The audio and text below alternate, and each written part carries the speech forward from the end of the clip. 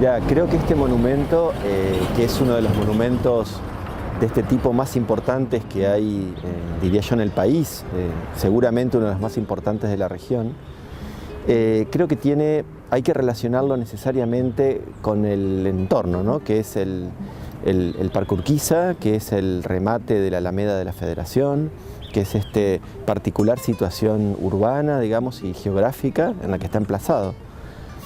El monumento en realidad responde a digamos, a un deseo de conmemorar el centenario del nacimiento del general Urquiza, ¿no? Por eso su piedra fundamental se coloca en 1901, aunque para 1901 lo único que estaba determinado era el concurso y la adjudicación de la obra y la piedra fundamental. Esto también, de alguna manera, tenía relación a todo un programa monumental que se estaba dando en el país vinculado al centenario o en vistas al centenario. Los proyectos antes se pensaban con mucho tiempo de antelación y sobre todo en este tipo de contextos, ¿no? Y en ese programa del centenario, entiendo yo, también se inscribe esta obra, aunque su propósito fuese el de conmemorar el centenario del nacimiento del general Urquiza. ¿Y por qué digo que se enmarca en ese programa estatuario monumental para el centenario? Porque el general Urquiza era un héroe que a la mirada, a la vista de los gobernantes de principios del siglo, fines del siglo XIX, es decir, bajo una ideología liberal, era un héroe bien visto, un héroe que estaba inscripto en el panteón de héroes nacionales por la tradición liberal, digamos, ¿no? Entonces, de alguna manera, dialogaba con ese programa centenario este monumento en particular. En 1901 es adjudicado a un importantísimo, ya por entonces importantísimo escultor español, Agustín Querol y Subirat, un escultor catalán, de la línea modernista, digamos, de la estatuaria modernista, que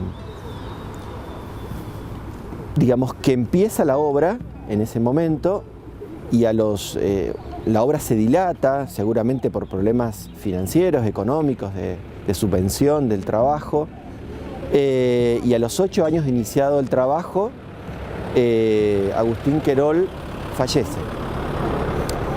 Entonces la obra es continuada, es encomendado en la continuidad del trabajo a Santiago Benlliure y Gil, que era un valenciano.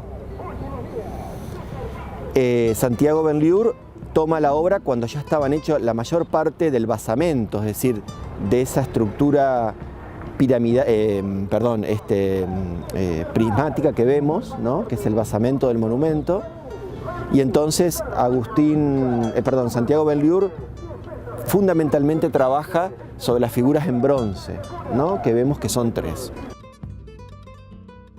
Y en 1910 llegan a la ciudad de Paraná todas las esculturas de mármol de Agustín Querol y las de bronce de Santiago Benlliure.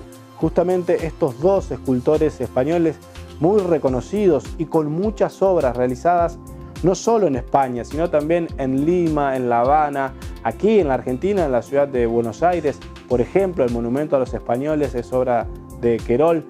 Por ahí hay ciertas similitudes en lo imponente que son todo este tipo de monumentos de la época.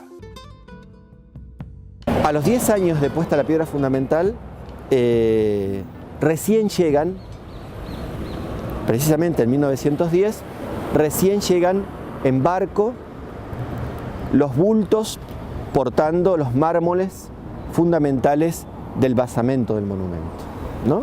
Obra fundamental de Agustín Querol y los bronces de Santiago Benlliure.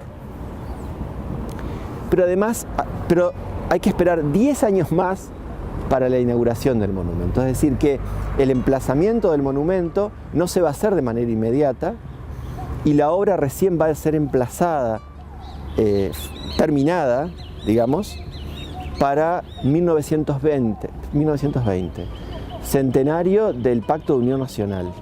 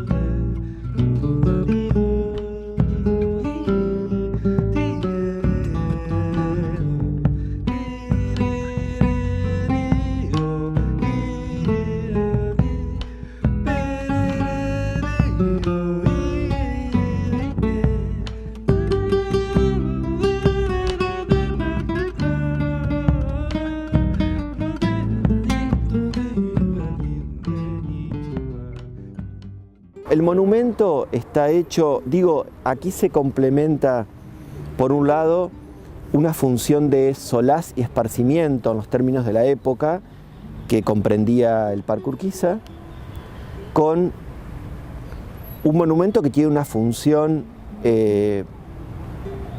didáctica, ¿no? Una función pedagógica. Y de eso se trata un poco las figuras que estamos viendo en el monumento, desde su basamento, ¿no?, hasta su coronamiento.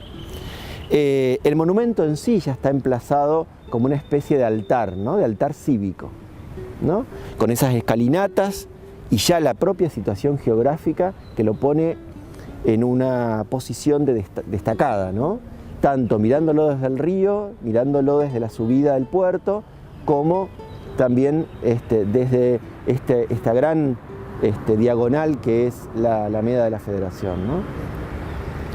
Y allí tenemos una procesión de figuras. Allí hay esculturas de bulto exento, de medio bulto o relieves, que son distintos tipos de morfología escultórica, ¿no? Vemos que hay figuras que salen, ¿no?, del cuerpo prismático del basamento, y hay figuras que están talladas casi sobre el propio prisma, ¿no? Hay figuras que son más realistas, que destacan o narran, digamos, un suceso puntual, que por supuesto tienen que ver con la vida y la obra del general Urquiza, ¿no? Exalta la obra y la vida del general Urquiza, la vida política del general Urquiza, y también vemos otras figuras, otras composiciones que son más de carácter alegórico, es decir, metafórico, que estarían dando cuenta de virtudes que en principio son ideas abstractas, ¿no?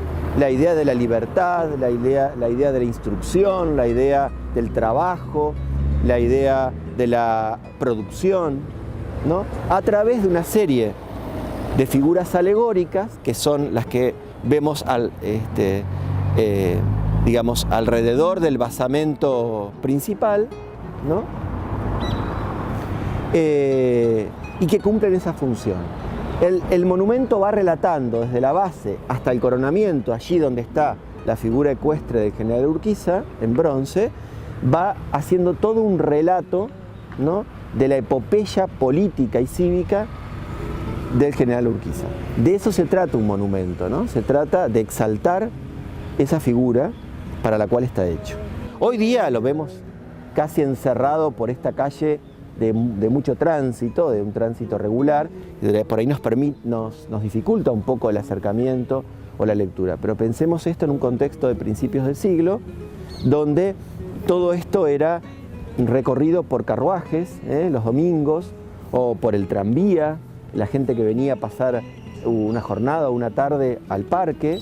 Y entonces esa función didáctica, esa función pedagógica, creo que se debe haber cumplido con bastante éxito, ¿no? Es una manera de instruir muy claramente presente en los objetivos de la famosa generación del 80, ¿no?, y de los gobiernos que todavía por entonces quedaban de esa orientación.